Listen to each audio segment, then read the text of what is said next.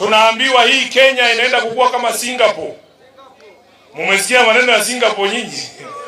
Mumesikia mambo ya Singapore nyinyi?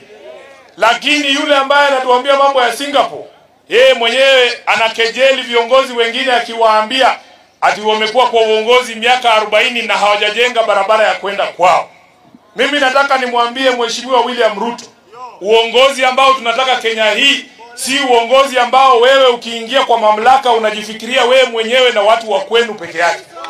Wanasema hauwezi kuanza wewe kama kiongozi unawe mkono ukule, wananchi wanakuangalia wakiwa na njaa. Kiongozi mzuri anakula mwisho, si ndio? Baada ya wananchi wake ambao anaongoza, wao wamekula tayari, wewe unakuwa wa mwisho kukula. Kama hiyo ndio akili ambayo unatuambia inaenda Singapore, hakuna Singapore mtafika nyinyi watu. Hakuna kiongozi anaweza tufikisha Singapore iwapo anafikiria mamlaka ni nafasi ya kujijenga yeye mwenyewe na watu wa kwao. Hatukatai, wanasema charity begins at home, lakini mali ya umma is not available for charity.